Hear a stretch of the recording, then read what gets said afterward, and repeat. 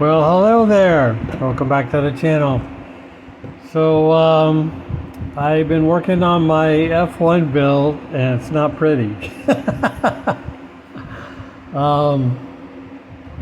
F1 open wheel cars are not for me, I can tell you that.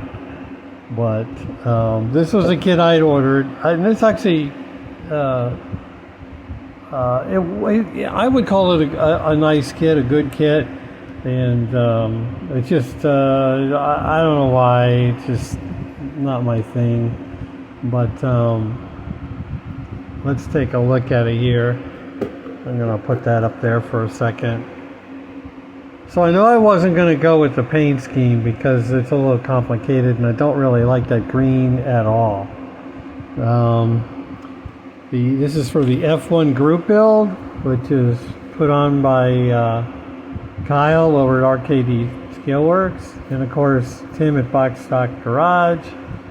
And this is a sticker from last year, F1 Formula One build. I don't think it's due until the end of the season, which I believe is in December. But I started it when I don't remember when it started, but it's been a while. There were some challenges with it. Now I got this kit, I ordered it online and it came directly from Japan, but I don't know why, but when I got the decal sheet, this is what it looked like. And I don't know if something went wacky with it being in a package overseas, or I don't know when it was being transported, but it's weird how all the numbers look good but the rest of the colors are gone. It was just, I thought it was odd. I wasn't going to use them anyway, but I thought that was weird and funny at the same time.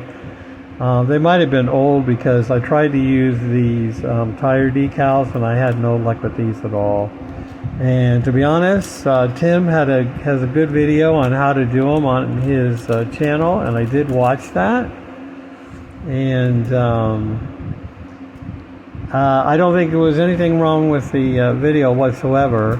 I just couldn't get them to work. And I think because of the issue with the regular decal sheet, these are probably just too old for whatever reason. Or maybe they were exposed to some kind of heat in transit, or maybe where they were stored in Japan. I don't know.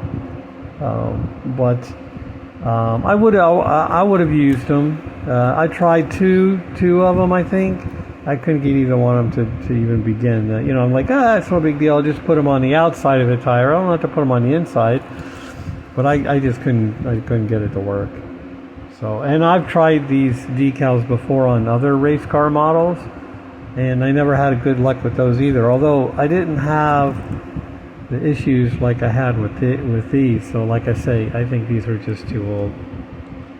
So it's funny because what I did do, and it's not really that great, but you can see the Goodyear on the tires there. And I actually painted that on there because I have this stencil here. Now this is made for NASCAR wheels, NASCAR tires. I bought this from, where did I buy this from? I want to say something like it was Satco, maybe not Satco, somebody else. But I bought this probably in the 1990s or early 2000s, if that. And this is a photo etch thing, and then there's a plug here, and this plug fits right inside the tire. You lay this right on site, and that's for a NASCAR tire. So then you lay it right on the NASCAR tire, and it holds it on there, and then you spray around it, and then you get a nice, because back then, in the 80s and 90s, the Goodyear was painted on the tire, and it had a fuzzy outline like they used the Stencil racing tires. Nowadays they do them a different way. I'm sure they somehow print the lettering onto the tire probably. And actually, I used to work for a company, and we used to have to go to Goodyear, a Goodyear outlet, and buy racing tires. And back then, all those racing tires, the lettering was stenciled on the outside of the tires. So But I don't know, it's sort of half worked. I actually like the look, but I just couldn't, it wasn't made for F1 tires. So it's not the best, but better than nothing, I guess. This kit does have an engine, and it's not super detailed engine, but at least it has one, and it's really not that bad. This is a dual overhead cam Ford engine. And Kyle had sent me some pictures of one that he built, and that was very helpful with the colors and how to put it together. So, and then this front piece comes off also, but there's really nothing underneath it, so I'm not going to try to disassemble that right now. This is the underside of it, which has a little bit of detail, but of course this is all one piece. Now this, I'm guessing these F1 cars were early on, and they don't have the piece of wood, the running board or whatever they call it, the piece of wood running down the center like the modern cars do, which is fine. I like the car as far as the way it looks and stuff like that. It just was a bear for me to build. I had trouble with delicate parts like these front suspension, front wing, and definitely the rear wing, which I glued together so many times that I just got to the point where I just blobbed on a bunch of glue and let it go. So since the decal sheet was shot, I figured I would use some of my own decals, just make something up, which I did. And I know that Tim and Kyle both have cats, so I put a cat decal on it, and then just was a random decal that I had, so I thought, that's appropriate. So, but I mean, I had a little fun with it. I mean, I learned something new with it, having not built one of these before. And that's it. I mean, that's what I got. That's the way it came out. So that is my F1 build. And I don't think there's anything else I can add.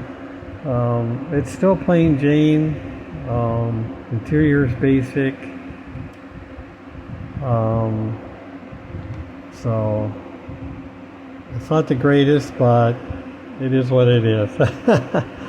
So thanks for looking. And now, would I enter this again next year? Maybe.